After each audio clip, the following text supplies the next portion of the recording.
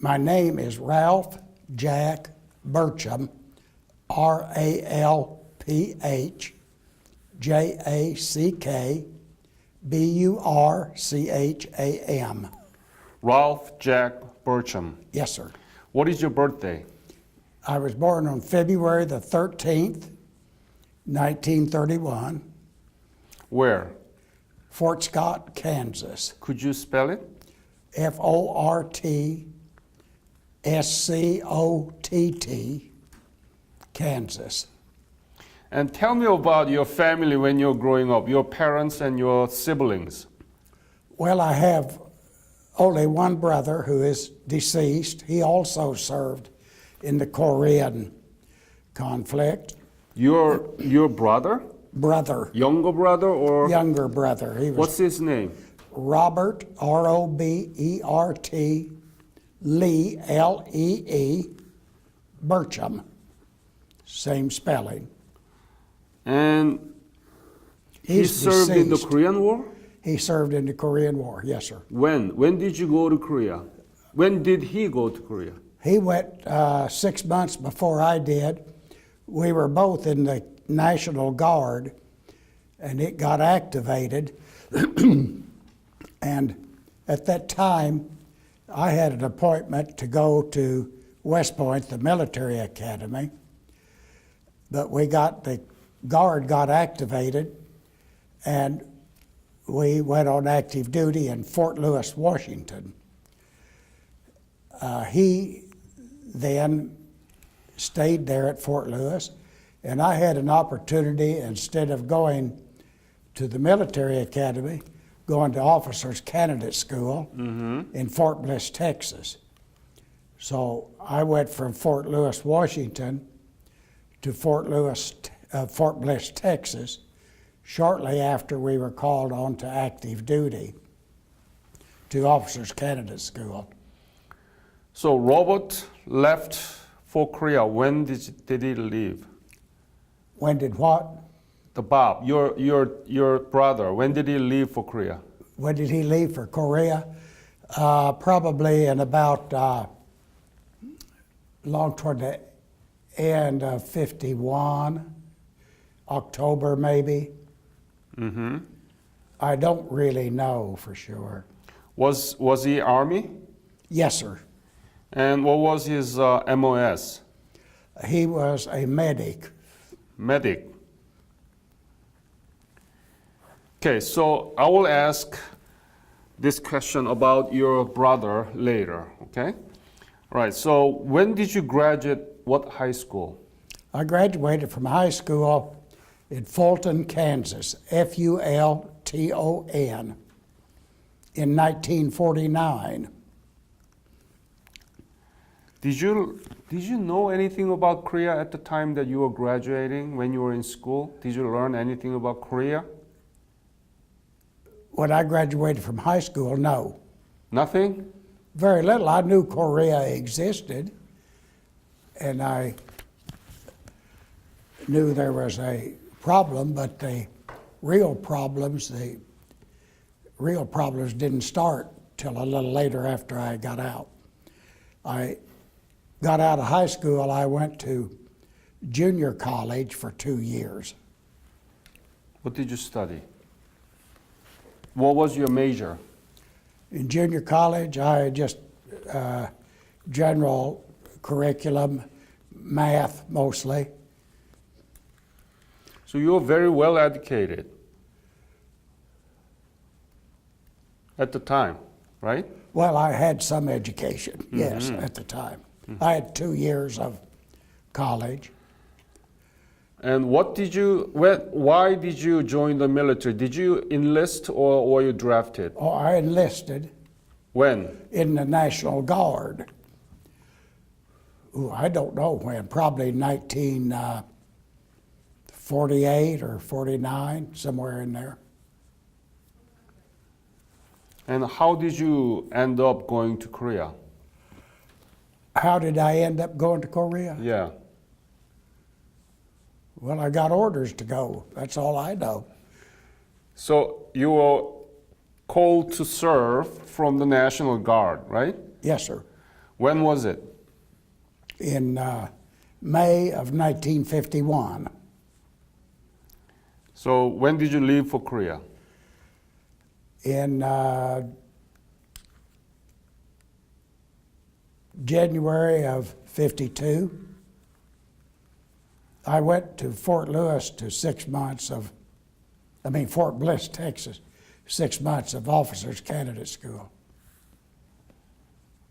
Fort Bliss, right? And what kind of training did you get? Well, the training at Fort Bliss was anti-aircraft artillery. Tell me about it. Well, you get there at officers candidate school is, besides the academic part of it, is very disciplined. You keep everything neat, you keep everything clean.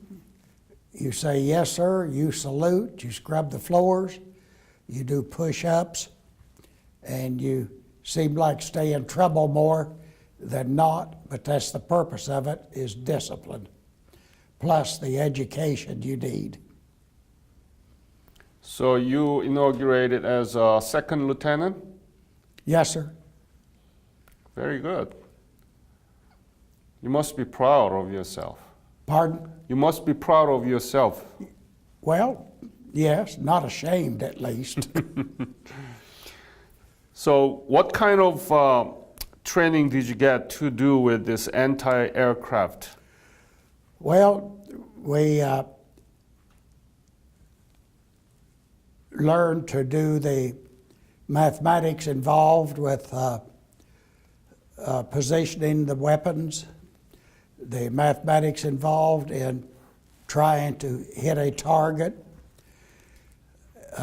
We did a lot of mathematics, ballistics, and that sort of thing. That's the main things. And did you like it? Well, yeah. So where did you arrive in Korea? When? I got in Korea in first part of 52, maybe January. Mm-hmm. Where did you arrive in Korea? We're at Busan, which is now Busan. Yeah. How was Busan? Do you remember the scene of Busan? Or I people? sure do. Describe very much. it. Describe in detail, because this interview will be listened by the school children. And teachers can use this for history class, okay, lessons. So describe the Korea that you saw in 1952. Okay, we got there. Well, to get there, we flew from California on Flying Tiger Airlines into Japan. From there, we flew from Japan on the old DC-3 prop-driven planes to Busan. We got to Busan, it was night. They issued us weapons and ammunition and told us we were going to get on a train, and there were snipers along the road. And it was winter, very cold. Issued some winter clothing, not much, but enough to keep you warm. It was a steam-powered locomotive. And at that time, there were little children running alongside the track, begging for food or whatever they could get. They weren't dressed well. They were cold, some even barefoot in the wintertime. And it made a very lasting impression. They told us to be real cautious in our journey north because of snipers along the way. Well, that put everybody on edge. What were you thinking when you see that these children, even with the barefoot during the winter and asking for food, what were you thinking? What was the image of Korea to you? Be honest. Well, the image of Korea was a very war-torn country. I didn't get an image of pre-war Korea at all. I just saw the ravages of battle and death and that sort of thing, and various things go through your mind when you see that. How could I help this child? Well, the fact was, all you could do is throw something out the train window, because that wasn't any problem. The windows were all broken out. So if you got a little more than you wanted to eat or something in a package, you could throw it out, and that's why the children were there. They were primarily after food. So, but it was very heart-wrenching to see what can happen. By the way, what was your unit? I was in well, at that time I wasn't in a unit. I didn't get in a unit till I got up near the 38th parallel, and I was assigned to the 90th Field Artillery Battalion. 90th Field Artillery. In the 25th Infantry Division. And after I got to the battalion, I was then assigned to Battery C. And they were 155 millimeter howitzers. What was your duty? How many soldiers did you have to control and so on? Tell me about those. Well, when I first got there, I was made battery motor officer, which is probably one of the first things most officers, second lieutenants get assigned to, maybe. We had a very good motor sergeant, Guido Sciaretta was his name. And I remember the captain, when he assigned me to that, said, be sure and listen to Sergeant Sciaretta, because he's been here before. This is his, I think, third tour in Korea. So he knew all of the ropes. Mm-hmm. From there, I just went on to other assignments, into being a battery executive officer, forward observer. That's one of the big functions for lieutenant, junior officers. So you have to do that too? Oh, I did a lot of that. Oh, tell me about those. Well, it's kind of creepy. You're out in front of everybody else because you're trying to see into the enemy. And I remember on several occasions, one in particular where we were overran, and there were Chinese troops all around. You could look out the aperture on the bunker and see them walk by, but they never discovered our well camouflaged bunker. So the object was stay quiet and stay in. And the next morning, they were all gone, and lots of artillery fire coming in. We didn't call it in, somebody else did, because we basically stayed off of the radios with them right there.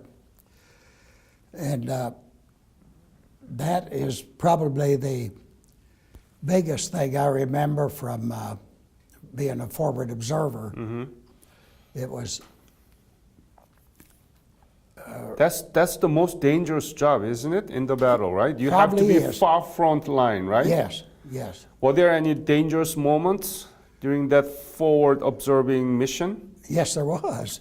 Tell me about it, please. Well, just the troops being all around you, walking in front of you, and it was good moonlit night, and there were hundreds of them, but there was lots of artillery fire coming in from us into that area. During the night? During all night long. Wow. And the next morning, This is rather gruesome, but there were bodies all down in the valley. And of course, the Chinese oftentimes didn't recover their casualties. And I suppose one of the reasons for that is if you tried it, there might just be more. I don't know why, but they didn't. And after that, then it was pretty quiet there for the rest of the time. You'd stay up there about a week at a time, and there would be usually at least one second or first lieutenant, a sergeant, maybe two sergeants, and a corporal. 3 to 4 of you is all there would be there in that observation post.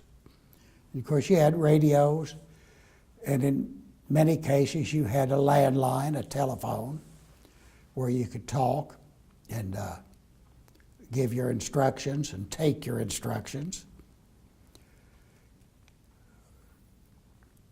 That was really the most dramatic forward observer job I encountered. Even though you were officer, second lieutenant, but you didn't have any war experience, and you were almost like the same to all other soldiers, foot soldiers. Were you not scared, and did you feel burdened that you have to lead them, even without much experience? Why, sure, but I learned right away that there were older, more experienced people there, and the reason they were there, sergeants, corporals, because they had the experience, and you would consult with them and most often take their advice because they had been there before. We had some very good enlisted personnel. We had our leadership in the battalion I was in, and in the 25th Infantry Division. We had good leadership. Our battalion commander, our other officers, I remember a major in particular, and a captain or two, and several sergeants that were very capable people, experienced, and common sense. So you got along with them? Sure. Mm-hmm. That's the leadership, that you need to get along with them and, Yes. and Yes. get the best out of them, right? Some people don't. Right, exactly. But at the same time, you served as an artillery officer too, right? Yes. So tell me about that part of your service. What did you do, and where were you, and so on? Well, we moved so frequently, so often, that it's hard to tell actually where we were, because you would go into an area, you'd stay a few days, and you'd get orders to leave. Sometimes the whole battery and the whole battalion wouldn't relocate, but oftentimes each battery has 6 howitzers. Sometimes a platoon of 2 would move into an area where it only took 2. They were going there for a 1-day stay to try to do something. And I got one of those that was particularly scary. And I brought some articles about it, which I could leave with you if you'd like. And we went way into enemy territory under darkness. And our purpose was to try to destroy this enemy position. But when it got daylight and we were ready to start doing something, they obviously figured out we were there. And we started getting small mortar, 60 millimeter mortar rounds and stuff in. And that's when I have an article there I'll leave with you about it if you'd like. Yes, I'll read it later. Did you know why you were there? Did I know why I was there? Yes, I did, yes. What was it? Well, it was freedom. Freedom. We had freedom here, and it was freedom. Those people, freedom was taken away in a very inhumane manner. And yeah, I knew why I was there, and I understood it. I didn't like it, but I understood why I was there. And I also understood that if you're going to be successful, it has to be made up mostly of younger people because of their physical capabilities. Now, I don't think 20-year-olds ought to be generals, and I don't think all generals, good generals, all of them can't get out on the battlefield. They just aren't able to physically. But they have the knowledge on how to conduct things. Were there any dangerous moment that you might have been killed? That one that I mentioned, yes, because we got hundreds of rounds of mortar and howitzer rounds in on us, and fortunately, nobody was hurt. Fortunately. So a piece or two of the equipment was damaged, but we were able to, after, I was a first lieutenant at the time, and there was a second lieutenant with me. And we called, and I asked Major Knott to get us out of there. And I have an article on his reply these articles were in the newspaper there. And he said, stay there and do what I tell you. So that's what we did. But we called in and directed our own artillery on those people, which was just over a hill. And it quieted them down. And then we were able to get out and finish our mission and actually destroy the target that we were set up to do. So it was real gratifying to have accomplished something and not have anybody hurt. One thing, when we first got there, it was probably 12 o'clock at night. We had time in the darkness to position the howitzers, dig some foxholes, and get in them, and that's how we survived not having any injuries. Is everybody had a place to get. What was the most difficult thing to you when you were there in Korea? If I ask you one thing to tell me.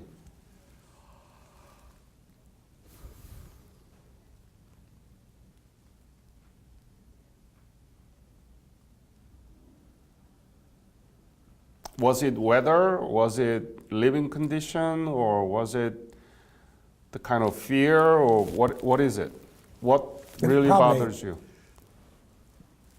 For an ongoing period of time, it would have to be the weather, because you had the very cold winter, and we had a very hot, wet summer, and there wasn't any way to get comfortable. In the winter time, we had this motor sergeant that I mentioned, Sharetta, had made some heaters that we could put in. We lived in a bunker and made some heaters that you could put in with dripping fuel in and burning, very dangerous things, really. And we had an inspection by Colonel Maxwell, and he made us get rid of all of them. So now we're back down to no heat. You did have a good sleeping bag, and you had clothing and boots and things, so you could take it. Summertime was just as rough, but just the opposite. And there were a lot of mosquitoes and that sort of thing, but I'd say that for the duration of the time that you put up with it, weather was probably the most difficult thing, because usually if you got engaged in combat, which you did, but it usually lasted a day or two, and it would be over for a while, and you'd move somewhere else and get involved. So it had to be the weather the most. Did you sleep with your platoons? You were in charge of platoon, or what is it? Pardon? What was the unit that you were in charge? Well, I finally got in charge of the entire battery. Entire battery. Yes, and before that, I was in charge of just the howitzers and making sure the gun crews were intact, and the talent that people had for artillery was distributed among the gun crews, not all the talent in one. And you had constant rotation of people. You had to decide where that person was going to be assigned. So, besides being a war type thing, there were some administrative things had to be done, like assignment of people. We had R&R, rest and recuperation, where you could go over to Japan, or, well, that was the only place I know you could go, but you had to make arrangements for somebody to fill that person's position while they were gone, especially if they were a gun crew commander or something. You had to have somebody to fulfill that position. So there was a lot of that to be done.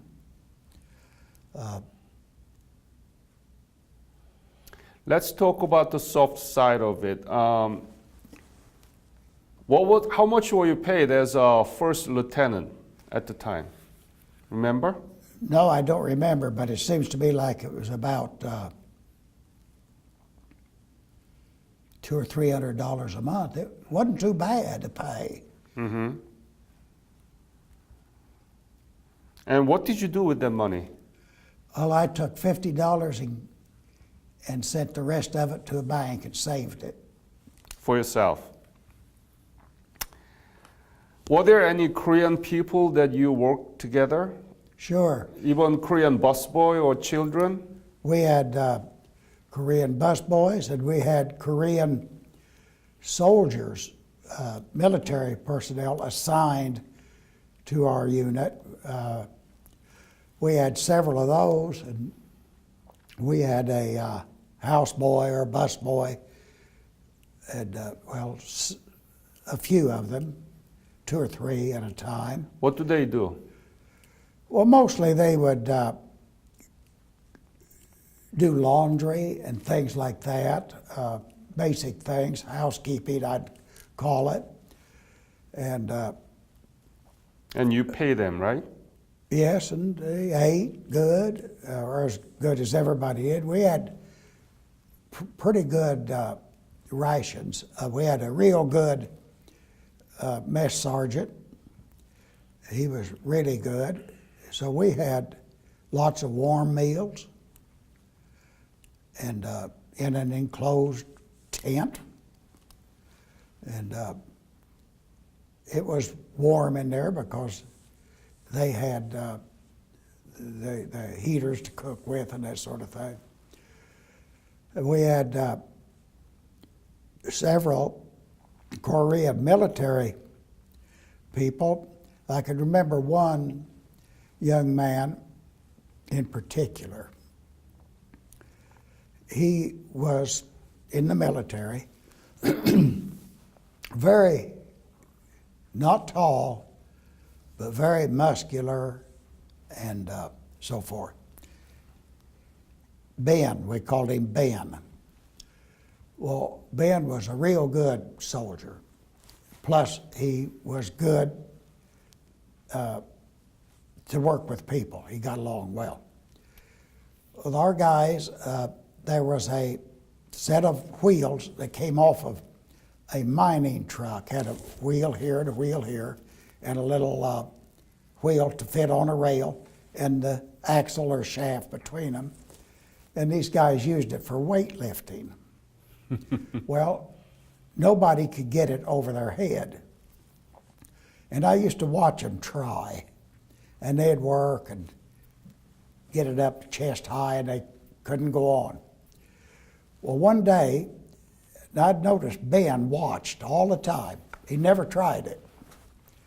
One day, Ben just spurted out, "Ben can do." Ben goes over, grabs the thing, shoots it above his head, just wham. Wow.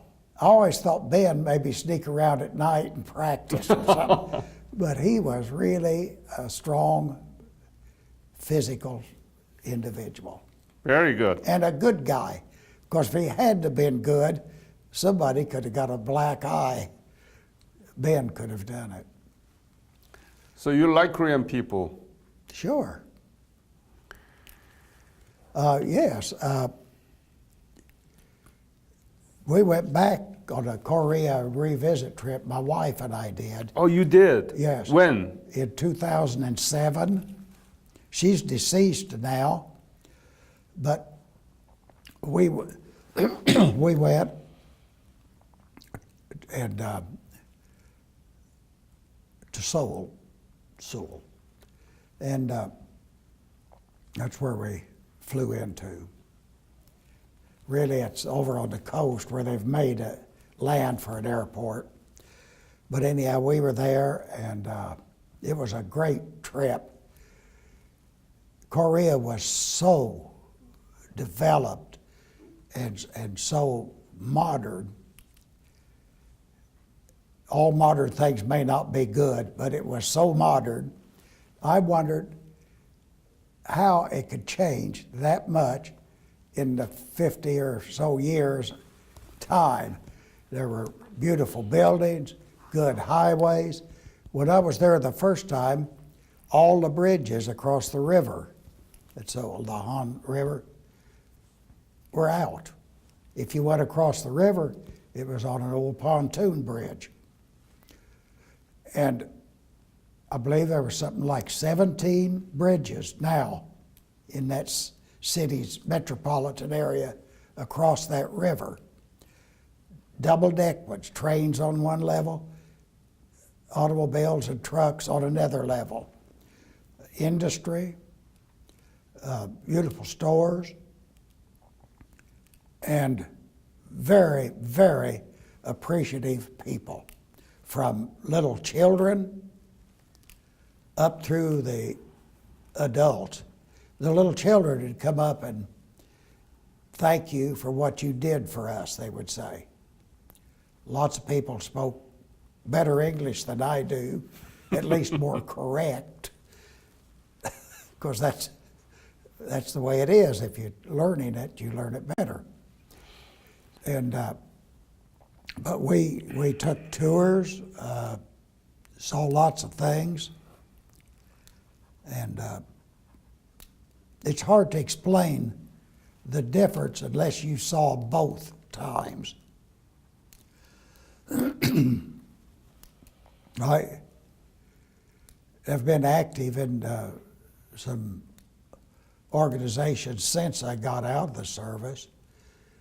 And as a matter of fact, I have 2 grandsons. One of them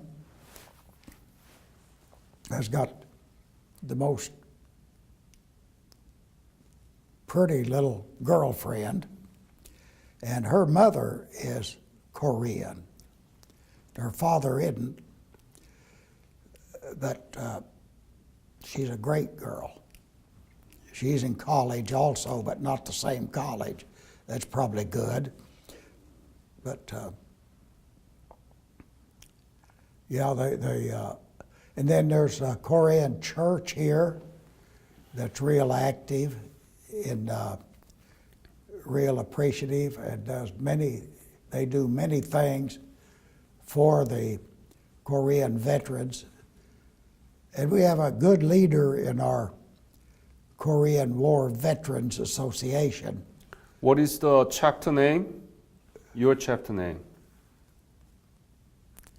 180, I don't know. 181, I think, but no, don't count on that. Okay, don't worry about it. But let me ask this question. The Korea you saw in 1952 and the Korea that you saw in 2007 is completely different. Totally different. I mean, how do you describe it, such transformation? Well, the transformation was in 1952, if you were out in the countryside, away from the front lines, you saw people out in rice paddies, in water, people trying to farm, people walking along the roads, which weren't paved, with big backpacks. I'm talking about civilians, older civilians and young ones.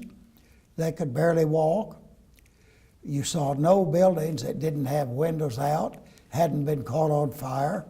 Many places didn't have, most places didn't have much electricity. Even the larger cities, you know, they had a few lights at night sometimes, and sometimes they had no electricity. Water, you couldn't drink the water. They didn't drink it without boiling it. You couldn't drink it because it was contaminated. Sewage, there was no sewage disposal. Sewage disposal is just wherever you were. Now, you go there, there's tall buildings, new buildings, there's bridges, there's paved highways, there's 4-lane highways, there's 6-lane highways, there's tractors out in the field, no oxen. You don't see anybody walking along the road with this pack on their back anymore, looking for another place to try to get safe. And the hotels were great, the restaurants, you get any kind of food there you want. There were no restaurants when I was there the first time.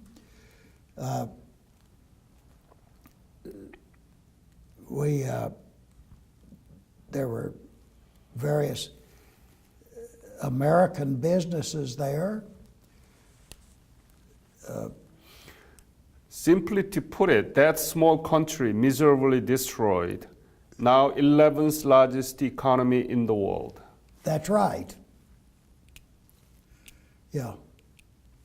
And I think that's your legacy, right? Well, I hope.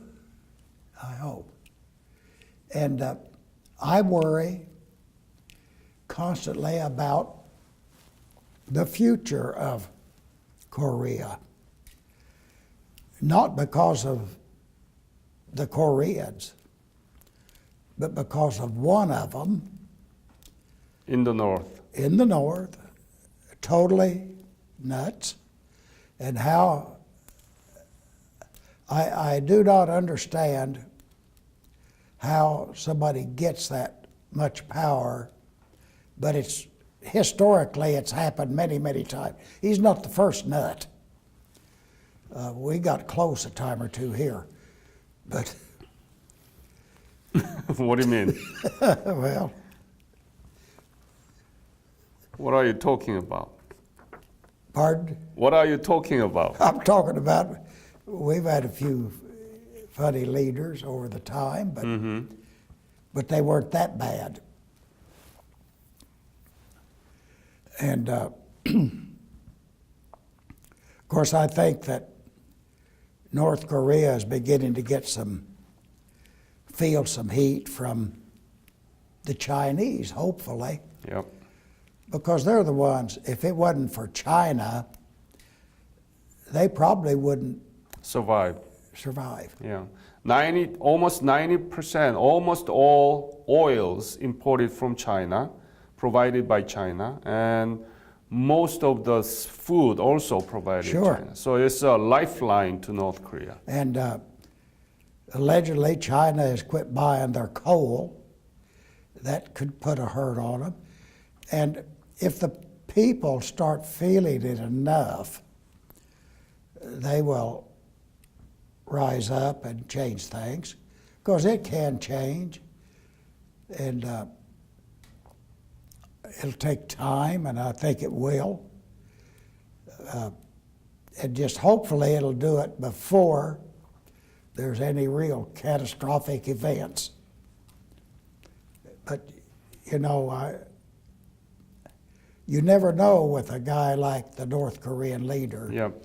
whether he really is going to do that stuff or if he just gets to feel a good feeling out of being in the headlines and causing trouble and dictating to the people. And I don't know. But I do know it can't last forever that way. Exactly. Yes, that's right. What is Korea to you now personally? You didn't know much about Korea before, but now, what is Korea to you now? Well, Korea to me is what I believe one of the better medium-sized countries in the world. They believe that, I'm talking South Korea, Yes. which I don't like to even say South. To me, it's Korea. But their people are energetic. They are educated. They're very talented, seemingly in things which are close to me, and that's engineering. Because when I got out of the service, I went to University of Arkansas and got a degree in engineering. But I find, not just from Korea, but from that part of the world, those people seem to be very interested in that sort of a field, and that might be because of oppression that they've had in the past or something, but they're very good with math and design work and that sort of thing. That's the impression I have of Korea now. Are you proud of your service? Sure. Yeah, very proud.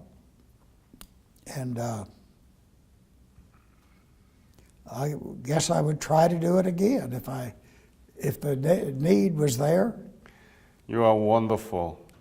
Very, very thankful for your service. Well, thank you. And you need to be proud of what you did for Korean people 60 years ago.